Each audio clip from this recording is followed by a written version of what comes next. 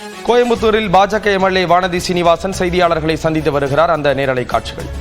கிட்டத்தட்ட 18 டீமுக்கு மேல கோயம்புத்தூர் அனுப்பிச்சு கொடுத்து என்னோட மினிஸ்ட்ரி மட்டும் இல்ல, மத்த எத்தனையோ மக்களுக்கு இருக்கக்கூடிய அத்தனை பிரச்சனையும் நீங்க ஒரே இடத்துல தீர்த்துக்கோங்க. நீங்க அந்த பிரச்சனைகளை சொல்லுங்க, நாங்க காது கொடுத்து கேட்கிறோம். நீங்க என்ன உங்களோட குறைகள் இருக்கோ சொல்லுங்க, என்ன வித்தியாசம் இருக்கோ சொல்லுங்க. ஜிஎஸ்டிக்கு மட்டும் 3 டெஸ்க், இதுல அமைப்புகள் மட்டும் கலந்துக்கிறதுங்கிறது நேச்சுரல். ஒரு அரசாங்கத்தோட நிகழ்ச்சியோ இல்ல ஒரு கலெக்டரோட மீட்டிங்கோ நேச்சுரலா என்ன பண்ணுவாங்க, அமைப்புகளை கூப்பிட்டு கேட்பாங்க, இந்தாங்க ரெப்ரசென்ட் பண்ணுங்க. ஆனா இதுல இண்டிவிஜுவல்ஸ் கூட பார்ட்டிசிபேட் பண்ணாங்க. அம்மா எனக்கு ஜிஎஸ்டி நிலுவைத் தொகை வரல கொடுங்க, இல்ல ஜிஎஸ்டில என்னோட அப்பீல் பெண்டிங் இருக்குது கொடுங்க. இந்த மாதிரி இண்டிவிஜுவல்ஸ் கூட நாங்க யாரையும் தடுக்கல. In fact we facilitated. யாருக்கு பிரச்சனை இருக்குதோ வாங்க. காயர்ல பிரச்சனை இருக்கா வாங்க, இல்ல விவசாயியோட வருஷம் 6000 கிடைக்கலன்னு மனு வருதா வாங்க. விவசாய அணி தலைவர் அனுப்பிச்சு வச்சாரு. எல்லாத்தையும் கூட்டிட்டு வந்து ஒரு மிகப்பெரிய ஒரு முயற்சிய, கொங்கு மண்டலம் நல்லா இருக்கணும், கொங்கு மண்டலத்தினுடைய தொழில்கள் நல்லா இருக்கணும் அப்படிங்கிற ஒரு எண்ணத்துல மத்திய நிதியமைச்சர் ஏற்பாடு பண்ணி கொடுத்து அந்த நிகழ்ச்சி நடக்குது. நிகழ்ச்சி நடந்ததுக்கு பின்னால சரி அதிகாரிங்க வந்தாங்க, மனு வாங்கினாங்க, நாங்க எதெல்லாம் எங்களால தீர்க்க முடியுமோ நாங்க போய் தீர்க்கிறோம் அப்படின்னு சொல்லிட்டு கூட போகல. அமைச்சர் வந்த உடனே அதிகாரிகள் அவங்களுக்கு பிரீஃபிங் கொடுக்கறாங்க. எத்தனை மனு வந்தது, எதெல்லாம் முக்கியமான மனுக்கள், எதெல்லாம் இந்த பகுதியினுடைய முக்கிய பிரச்சனைகள்னு அதிகாரிகள் அமைச்சர்கிட்ட சொல்றாங்க. சொன்னதுக்கு அப்புறம் அவங்க ஒரு பப்ளிக் ஃபாரத்துல எல்லா தொழில் வியாபார விவசாய அமைப்புகளை எல்லாம் கூப்பிட்டு வச்சு 1000 பேருக்கு மேல அவர்கள் என்னென்னவெல்லாம் முயற்சிகள் குறிப்பாக சிறு குறு தொழில்களுக்கு மத்திய அரசு எடுக்குது, நாங்க பட்ஜெட்ல என்னென்னவெல்லாம் கொடுத்திருக்கோம், நிறைய திட்டங்கள் மக்களுக்கு பொதுமக்களுக்கு சென்றடையவில்லை, அந்த திட்டத்தை பத்தி எல்லாம் நானே உங்களுக்கு விரிவா சொல்றேன், நீங்க போய் பேங்க்ல இந்த திட்டத்தினுடைய பலன்களை எல்லாம் எடுத்துக்கொள்ளலாம் அப்படின்னு மத்திய நிதியமைச்சர் நேரடியாக உரையாடுகிறார். அவர் உரையாடி அவங்களோட கருத்துக்கள் எல்லாம் கேட்டாங்க. எல்லாரும் பேசி முடிச்சதுக்கு அப்புறம் கோயம்புத்தூரை சேர்ந்த ஓட்டல் உரிமையாளர் சங்க தலைவர், கௌரவ தலைவர், மிக நீண்ட அனுபவம் கொண்டவர், ஒரு அனைவராலும் மதிக்கப்படக்கூடிய ஒரு குடும்பத்தை சார்ந்தவர், சமுதாயத்தில் உயர்ந்த நிலையில் இருப்பவர், எனக்கு சகோதரர் மாதிரி. ஏனென்றால் நாங்க 2 பேரும் ஒரே ஊர் பக்கம்தான். சோ அவர் எழுந்து ஒரு சில கருத்துக்களை தெரிவிக்கிறாரு. அது ஜிஎஸ்டி பத்தி வித்தியாசம் இருக்கு, காரம் தனியா ஸ்வீட் தனியா அப்படின்னு அவர் பேசுறாரு. ஜிஎஸ்டி பத்தி என்ன குறைகள் இருந்தாலும் கேட்கறதுக்கு தானே அமைச்சரே வந்திருக்காங்க. அதுக்குன்னு அதிகாரிகளை காலையிலிருந்து அங்க உட்கார வச்சிருக்காங்க. என்ன குறைகள் இருந்தாலும் சொல்றதுக்கு தானே. நாங்க குறைகளை கேட்கவே மாட்டோம், நாங்க ஜிஎஸ்டி பத்தி என்ன பிரச்சனை இருந்தாலும் கண்டுக்கவே மாட்டோம் அப்படின்னு சொல்றது. அப்படின்னு சொன்னா அது வராம இருந்திருக்கலாம், அந்த முயற்சி எடுக்காமயே இருந்திருக்கலாமே. ஆனா ஒரு நல்ல எண்ணத்தோட நம்ம பகுதியினுடைய முன்னேற்றத்திற்காக செய்யணும்னு என்னோட வேண்டுகோளை ஏற்று இந்த மாதிரி ஒரு முயற்சியை பண்ணிட்டு ஒரு மத்திய அமைச்சர் வராங்க. வருகின்ற பொழுது அவங்க கிட்ட ஒரு கருத்தை சொல்றாரு. நீங்க எல்லாருமே கோயம்புத்தூர்லயே தான் இருக்கிறவங்க. அவர் பேசுகின்ற பொழுது இந்த அம்மா எம்எல்ஏ அம்மா என் கடைக்கு வருவாங்க, ஜிலேபி சாப்பிடுவாங்க, அப்புறம் காஃபி குடிப்பாங்க, அப்புறம் சண்டையும் போடுவாங்க. இந்த மாதிரி கொஞ்சம் பேசினாரு. நீங்க எல்லாம் கேட்டுட்டு தான் இருந்தீங்க. நாங்க இமீடியட்டா அந்த இடத்துல ரியாக்ட் பண்ணல. நான் கேட்டிருக்க முடியும், நான் உங்க கடைக்கு எத்தனை முறை வந்திருக்கேன் இது வரைக்கும், இல்ல எப்பாவது வந்து உங்ககிட்ட நான் சண்டை போட்டிருக்கேனா, இல்ல எத்தனை முறை வந்து நான் ஜிலேபி சாப்பிட்டுருக்கேன், நான் என்ன சாப்பிட்டுருக்கேன் அப்படின்னா அந்த ஜிலேபியை சொன்னீங்களே, அந்த இது வரைக்கும் நான் அந்த ஜிலேபி சாப்பிட்டதே இல்லை, இதெல்லாம் நான் மேடையிலேயே சொல்லி இருக்க முடியும். நான் அதை விரும்பல. ஏனென்று கேட்டால் அது ஒரு புது மேடை. அந்த இடத்துல என்னதான் நான் அவரை மதிக்கக்கூடியவளாக இருந்தாலும், என்னதான் எங்களுக்குள்ள வந்து ஒரு நட்பு அப்படிங்கிறது இருந்தாலும், ஒரு எம்எல்ஏ ஒரு தொழிலதிபர் அப்படிங்கிற ஒரு இது இருந்தா கூட அந்த இடத்துல நாங்க எழுந்து வந்துட்டோம். அதுக்கப்புறம் நான் பேசவே இல்லை இதை பத்தி. அடுத்த நாள் காலை, நேற்று காலையில 7 மணியிலிருந்து எனக்கு அவர் தொடர்ச்சியாக போன் செய்கிறார். நான் தப்பா பேசிட்டேன், என்னை மன்னிச்சிருங்க, நான் வந்து அமைச்சர்கிட்ட மன்னிப்பு கேட்கணும், நான் இப்பவே வரேன், எனக்கு மன்னிப்பு கேட்கறதுக்கு நீங்க டைம் சொல்லுங்க. உங்களுக்கு தெரியும், நேற்று காலையில 10 மணிக்கு இந்துஸ்தான் காலேஜ் ப்ரோக்ராம், அது முடிச்சதுக்கு அப்புறம் உடனடியா அரசூர் போய் மெம்பர்ஷிப் சேர்த்துறதுக்கான ப்ரோக்ராம். ஸோ நாங்க இருக்கல, காலையில வாய்ப்பே இல்லை, மதிய லஞ்சுக்கு அப்புறம் பார்க்கலாம்னு சொல்றோம். ஸோ நாங்க ஹோட்டல் வந்தோடனே லஞ்ச் முடிச்சதுக்கு அப்புறம் உடனே அவர் வராரு. அப்ப கூட 4:30 மணிக்கு உங்களோட பிரஸ் மீட் இருக்கு, 4 மணிக்கு உங்க பிரஸ் மீட், அதை கூட சொல்றாரு. 4 மணிக்கு ப்ரெஸ் எல்லாம் இருப்பாங்க, நான் முன்னாடியே வந்து உங்களை பார்த்துட்டு போறேன்னு சொல்றாரு. சரி, ஓகே, உங்க விருப்பம், வாங்கன்னு சொல்லி அவர் 2:30 மணிக்கு வர்றாரு. வந்து இந்த மாதிரி நான் வந்து பேசின விஷயம் தவறுதான், நான் உங்களுக்கு தர்ம சங்கடத்தை ஏற்படுத்திட்டேன், இதெல்லாம் சோசியல் மீடியால வைரலா வேற மாதிரி போயிடுச்சு, ஜிஎஸ்டியில் எனக்கு கருத்துக்கள் இருந்தா கூட நீங்க வாய்ப்பு கொடுத்துருக்கீங்க, நீங்க காமர்ஸ்ல இருந்த போது இருந்து கூட இங்க வந்து நான் உங்களை பார்த்துருக்கேன், அதனால இந்த மாதிரி தப்பா போன ஒரு விஷயம் நீங்க மனசு புண்பட்டு இருந்தா நான் வருத்தம் தெரிவிச்சுக்கிறேன், மன்னிப்பு கேட்கிறேன் அப்படின்னு சொல்லிட்டு, நான் RSS சார்ந்தவன், என்னோட குடும்பத்தோட தொடர்பு அப்படிங்கறதெல்லாம் எங்க கிட்ட சொல்றாரு. ஓகே. அதுக்கப்புறம் மேடம் சொல்றாங்க, அந்த வீடியோவும் இருக்கு, ஜிஎஸ்டி பத்தி நீங்க என்ன வேணா சொல்லுங்க, ஜிஎஸ்டி பத்தி நீங்க என்ன கருத்து சொல்றதுக்கும் உங்களுக்கு உரிமை இருக்கு, அதை கேட்டு பதில் சொல்றதுக்கு எனக்கும் கடமை இருக்கு. ஆனா உங்களோட எம்எல்ஏ, அது ஒரு பெண் எம்எல்ஏ, அவங்க வந்து உங்க கடையில என்னென்னவெல்லாம் சாப்பிட்டாங்க, ஒரு வாடிக்கையாளர் என்னென்னவெல்லாம் சாப்பிடுறாங்கன்னு சொல்லலாமா? அது முறையா? உங்க ஹோட்டலுக்கு வந்து அடுத்த முறை 10 பேர்த்தோட யாராவது சாப்பிட வந்தா நீங்க அதையெல்லாம் பார்த்துட்டு இருப்பீங்களான்னு தோணாதா அப்படின்னு மட்டும்தான் கேட்கிறாங்க.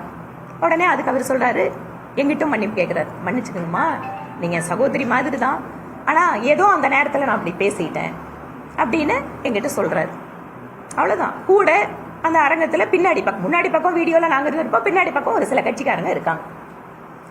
ஆனா இந்த வீடியோவுக்கு பின்னாடி அத ஒரு சில கட்சியினுடைய சமூக ஊடக பக்கத்துல பகிர்ந்திருக்கிறாங்க. ஏனென்றால் அவ்வளவு ஒரு பொது மேடையில வச்சு நம்ம எம்எல்ஏவை நம்ம கட்சிக்காரங்களை சொல்லிட்டாங்க அப்படிங்கிற ஒரு வருத்தம் எங்க கட்சிக்காரங்களுக்கு இருக்கு. இதுல இன்னொரு விஷயத்தை நான் என்ன கூட சொல்ல விரும்புறேன். நான் வழக்கமா அரசியல் அப்படின்னு சொன்னாலே ஒரு சவால் நிறைந்த பாதை, அது ஒரு போராட்டங்கள் நிறைந்த பாதை.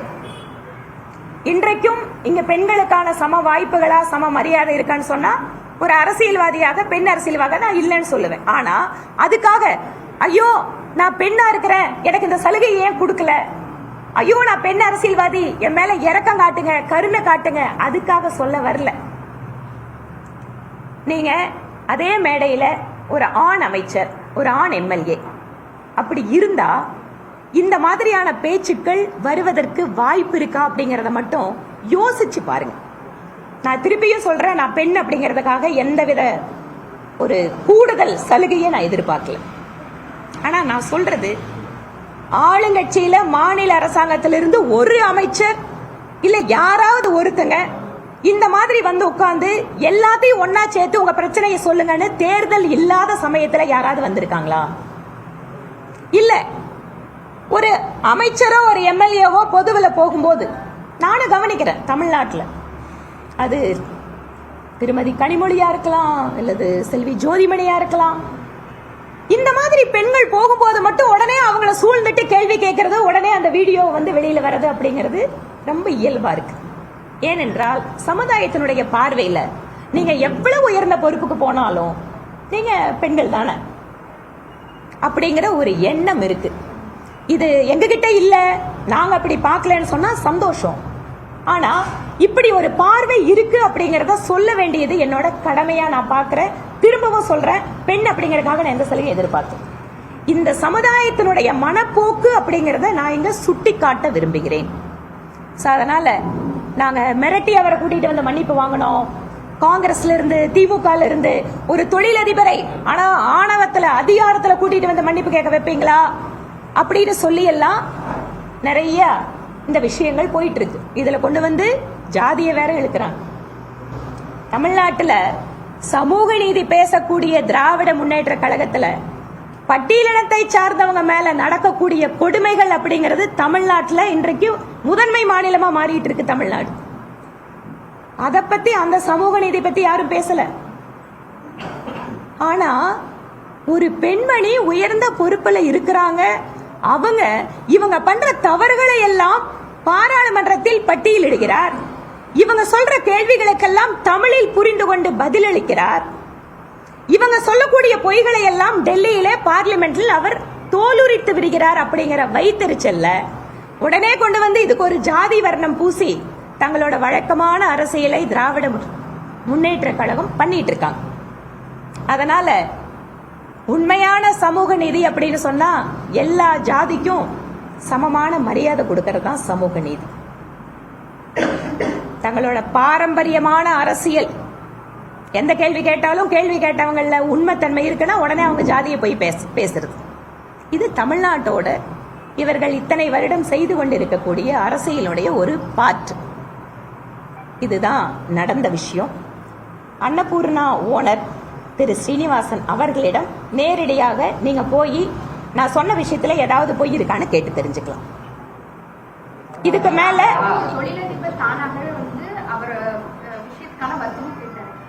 எதற்காக பாஜக இந்த வீடியோவை ரிலீஸ் பண்ணணும் அப்படிங்கறது தான் சமூக வலைதளத்துல நிறைய பேரோட கேள்வியாகும். நான் அந்த கேள்விக்கு நான் பதில் சொல்றேன். உங்களோட கேள்விகள் இதோட இருந்ததுன்னா, ஒரு அரங்கத்துக்குள்ள கூட்டம் நடக்குது. அரங்கத்துக்குள்ள நடக்கிற கூட்டத்துல ஒரு பெண் அமைச்சர், பெண் எம்எல்ஏ பத்தி அநாகரிகமாக அவர் பேசினாருன்னு நிறைய பேர் நீங்களே ஒத்துக்கிறீங்க. அப்படி பேசலாமா? இல்லைங்க, பேசியிருக்க கூடாது. என்ன சாப்பிட்டாங்கன்னு சொல்லலாமா? இல்ல, சொல்லி இருக்க கூடாது. தனிப்பட்ட முறையில் நம்மளுக்கு நட்பு இருந்ததுன்னா நம்ம ரூம்குள்ள பேசுறது வேற. வெயிட்.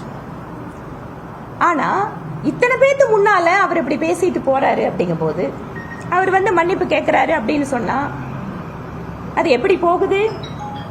நம்ம பகுதியில் இருக்கிற ஒரு எம்எல்ஏ ஒரு மத்தியில் இருக்கக்கூடிய இவ்வளவு பெரிய அமைச்சரை கூட்டிட்டு வந்து இவ்வளவு பெரிய நிகழ்ச்சியை நடத்தி எல்லா மக்களுக்கும், கட்சிக்காரங்களுக்கு மட்டும் இல்லைங்க, அதுக்கப்புறம் அந்த கொடிசியா மீட்டிங் முடிஞ்சதுக்கு அப்புறம் காலேஜ் ட்ரஸ்டோட தனி டெலிகேஷன் மீட் பண்றாங்க.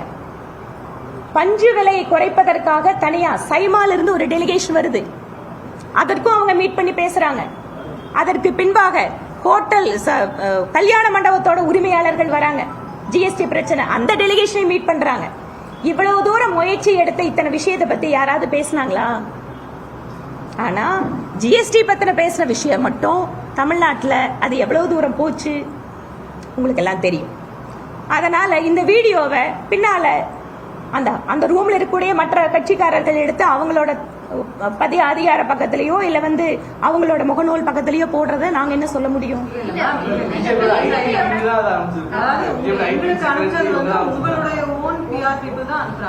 நான் என்ன சொல்றேன், நான் பிஆர் பீப்புளுக்கு சொல்ல வரல. நான் சொல்ல வர்றது, இந்த மாதிரியான ஒரு நிகழ்வு நடந்த விஷயம் ஏதாவது மாற்று கருத்து இருக்கா? இல்ல. ஏன் ப்ராப்ளம் ஆகுதுன்னா, ஓகே அவர் நீங்களே சொன்னீங்க is like a brother to you சொல்றீங்க, கரெக்ட்டுங்களா? So you will also accept he never intended anything malicious. அவர் பேசின விதம் வந்து right wrong that's a difference, but he actually didn't mean anything malicious, கரெக்ட்டுங்களா? அதுக்கப்புறம் அவர் ஃபீல் பண்றாரு, வந்து அப்பாலஜைஸ் பண்றாரு. நேற்று மார்னிங்ல இருந்து நாங்க எத்தனை பேர் கேட்டாலும் அவர் ஆக்சுவலா பிரஸ் கிட்ட அதுக்கப்புறம் அதை பத்தி பேச மாட்டேன்ட்டார். we all asked him, ஆனா அவர் பேச மாட்டேன்ட்டார். இந்த அவர் அப்பாலஜைஸ் பண்ண வீடியோ ஆக்சுவலா பிஜேபி ரிலீஸ் பண்ணலைன்னா அது இவ்வளவு பாப்புலர் ஆயிருக்காது. இப்ப இன்னைக்கு மார்னிங் கூட உங்க பிஜேபியுடைய ஸ்போக்ஸ் பர்சன் அங்க வந்து பார்க்கிங் ஏரியா இல்ல அந்த மாதிரிலாம் வந்து ட்விட்டர்ல போட்டுருக்காங்க. அப்ப என்ன ஆகுதுன்னா, இது வந்து இஷ்யூ கூட இல்ல மேம். இப்போ this is like targeting an individual which is like I don't think நீங்க சொல்லலாம், நீங்க அவரை வந்து மிரட்ட வைக்க பாக்குறீங்க, உங்க அதிகாரத்தை பயன்படுத்துறீங்க. அதனாலதான் நான் சொல்றேன், இதுக்கு நான் ஆன்சர் பண்றதை விட who will be the odd person to answer? நீங்க எல்லாத்தையும் என்கிட்ட கேக்குறீங்க. நோ, அன்னபூர்ணா ஹோட்டல்ல சாம்பார்ல வெங்காயம் தக்காளி இருக்கு அப்படினா நீங்க பேசுவோம், நீங்க ஸ்டார்ட் பண்ணிருந்தீங்க. நான் திருப்பியும் சொல்றேன், நீங்க வந்து அந்த இடத்துல நான் பேசின ரெஃபரன்ஸ் எது? நீங்க அதை வந்து ஈக்குவேட் பண்ணுவீங்களா? சொல்லுங்க. நான் கேக்குறது குரு, shall you equate it? How I have expressed my opinion, how he has expressed opinion. Correct. See, but what we are saying is, நேற்று ஈவினிங் வந்து yes he apologized, that is fact. No one is denying the fact of the yes. even today sequence, no one is denying it, but அதை வந்து expose பண்ணது வந்து it is looking like அவரை வந்து target பண்ற மாதிரி. நாங்க இதுல எந்த விதமான டார்கெட் பண்ண வேண்டிய அவசியம் கிடையாது. நீங்க ஒரு மத்திய அரசு தமிழ்நாட்டில் டார்கெட் பண்ணணும்னு சொன்னா பிரைம் மினிஸ்டர் பத்தி உண்மைக்கு புறம்பா எத்தனை ஹேண்டில்ஸ்ல போட்டுட்டு இருக்காங்க, எவ்வளவு அசிங்கப்படுத்திட்டு இருக்காங்க. நான் பார்க்கிங் ஏரியா பத்தி எனக்கு தெரியாது, நீங்க சொல்லிதான் தெரியும். ஆனா ஒரு விஷயம்,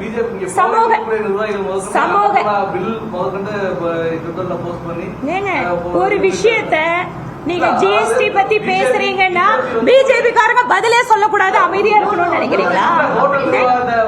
பிஜேபி தனிப்பட்ட முறையில் எதிர்க்குதா? நான் ஒரே விஷயம் தான் உங்களுக்கு சொல்றேன். ஹோட்டல் நிர்வாகத்தையோ ஹோட்டல் உரிமையாளரையோ நாங்க வற்புறுத்தியோ நாங்க மிரட்டியோ இல்ல, நாங்க கேட்டோம். அவர் அதை பண்ணாரு அப்படின்னு சொன்னா நீங்க அதை அவர்கிட்ட கேட்டு தெரிஞ்சுக்கலாம். ஏன்னா I can show the phone call record, that is not proper. Annapoorna உணவகத்தின் உரிமையாளர் அவமதிக்கப்பட்டதாக விமர்சனம் எழுந்திருக்கக்கூடிய ஒரு சூழலில் அது தொடர்பாக பாஜக எம்எல்ஏ வானதி சீனிவாசன் விளக்கம் அளித்த அந்த காட்சிகளை பார்த்தோம். தொடர்ந்து இந்த சர்ச்சைகளுக்கு வித்திட்டு இருக்கக்கூடிய அந்த நிகழ்வின் காட்சிகளை பார்க்கலாம். எங்களுக்கு ஒரே ஒரு இஷ்யூ தான் மேடம். அது உங்கள் பக்கத்தில் இருக்கிற எம்எல்ஏ எங்களுடைய ரெகுலர் அன்னபூர்ணா கஸ்டமர் வர்றப்பெல்லாம் சண்டை போடுறாங்க அந்த அம்மா கடையில். ஏன்னா எங்களுக்கு நீங்கள் ஸ்வீட்டுக்கு 5% வச்சுருக்கீங்க ஜிஎஸ்டி, இன்புட் கொடுக்குறீங்க. ஃபுட்டுக்கு 5% வச்சுருக்கீங்க, இன்புட் கிடையாது. இந்த காரத்துக்கு 12% வச்சுருக்கீங்க. அடுத்தது பேக்கரியில் பார்த்தீங்கன்னா ப்ரெட்டும் பன்னும் விட்டுட்டீங்க. மீதி எல்லாத்துக்கும் அப் டு 28% வச்சுருக்கீங்க. இந்த அம்மா வர வேண்டியது ஜிலேபி சாப்பிட வேண்டியது, அடுத்தது காஃபி கொடுக்கணும், காரம் வேணுங்கிறது. காரத்துக்கு 12ன்னு சொன்னால் உடனே சண்டைக்கு வர்றது. இது டெய்லி எங்களுக்கு நடக்குது பிரச்சனை. ஒரே பில்லில் ஒரு ஃபேமிலிக்கு டிஃப்ரெண்ட்டாக ஜிஎஸ்டி போட்டு கொடுக்கறது கஷ்டமாக இருக்குது. ஒரு பன்னுக்கு ஜிஎஸ்டி கிடையாது, பன்னுக்குள்ளே ஒரு க்ரீம் வச்சுட்டா அதுக்கு 18% ஆயிடுது. கஸ்டமர் என்ன சொல்கிறாரு, நீ க்ரீமையும் ஜாமையும் கொண்டா நானே வச்சுக்கிறேங்க. கடை நடத்த முடியல மேடம். அதனால் ஒன்றா எல்லாத்துக்கும் ஒரே மாதிரி ஜாஸ்தி பண்ணிடுங்க. இல்லைண்ணா இன்னொன்று, இதே அம்மா உங்கள் எம்எல்ஏ அம்மா தான் இதெல்லாம் பண்ணுறதுங்க. அவங்க எங்கள் தொகுதியில் இருக்காங்க. கடையில் வடநாட்டில் அதிகம் ஸ்வீட்டு சாப்பிட்றாங்க, அதனால தான் அம்மா இங்கே அதுக்கு 5%, காரத்துக்கு 12 பண்ணிட்டாங்கங்கிறாங்க. நான் சொன்னேன் இல்லைங்க, அப்படியெல்லாம் இல்லை. தமிழ்நாட்டில் ஸ்வீட், காரம், காஃபி அப்படி தான் போகும். அதனால் தயவு செஞ்சு அதை கொஞ்சம் கன்சிடர் பண்ணுங்க மேடம்.